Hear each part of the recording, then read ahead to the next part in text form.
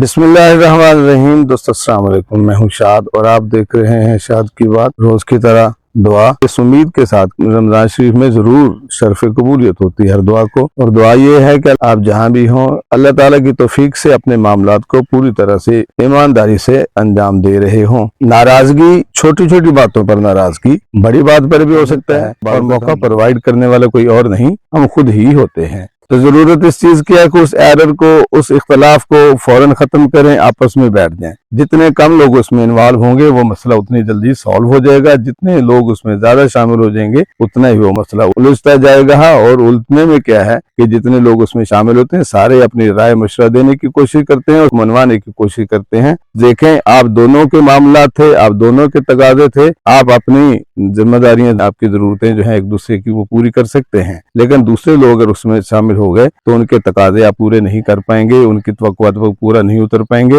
اور یقیناً اگر ان کی توقعات، ان کی شرائط، ان کی چیزیں شامل ہو گئیں تو آپ کے لیے مزید مسائل بڑھتے ہیں، وہ تعلق نبھانا مزید مشکل ہو جاتا ہے۔ دوستی کا ہو، میاں بیوی کا ہو، محلے داری کا ہو، رشتہ داری کا ہو، اڑوس پڑوس کا ہو، کوئی بھی تعلق ہو وہ نبھانا مشکل ہو جاتا ہے۔ ضرورت اسی بات کی ہے کہ اول تو اختلاف پیدا ہو نہیں ہو تو کسی کو خبر ہوئے بغیر، کسی کو پتہ چلے بغیر خود بیٹھ کر کے دور کر لیں۔ اور دور کرنے کا مطلب کیا ہے کہ اس ایرر کو، اس خامی کو، اس نقصان دہ ایلیمنٹ کو نکالنا ضروری ہو، وہ جس میں بھی ہو، جس فریق میں بھی ہو، اس غلطی کا نکالا جانا ضروری ہے۔ مطلب اگر وہ غلطی ہم نہیں نکالتے، غلطی نکالے بغیر اگر آپ صلح میں تو آ جاتے ہیں، ایک دوسرے کے ساتھ رضامندی تو ہو جاتی ہے، مان جاتے ہیں، لیکن وہ جو ایرر اس میں کھڑی ہے وہ دوبارہ پھر پنپ سکتی ہے، کیونکہ گھاس کی جڑ زمین میں پڑی ہو، جو ہی اسے پانی ملتا ہے وہ دوبارہ پھوٹ آتی ہے، تو اس کا خدشہ رہتا ہے۔ جب بھی آپ اختلاف میں آتے ہیں اس ایرر کو ڈھونڈیں، اس غلطی کو ڈھونڈیں، اور اس کو ختم کرنے کے بعد، اس جڑی بوٹی کو تلف کرنے کے بعد دوبارہ پانی لگائیں اپنے تعلق کو، تو وہ چل پڑتا ہے۔ کیونکہ بعض اوقات اس طرح کی ایررز جو آ جاتی ہیں، جو دراریں آ جاتی ہیں تعلقات میں، وہ تعلقات دوبارہ بحال ہونے پر بھی اپنا اثر رکھتی ہیں، اپنا اثر چھوڑتی نہیں ہیں، اس لیے وہ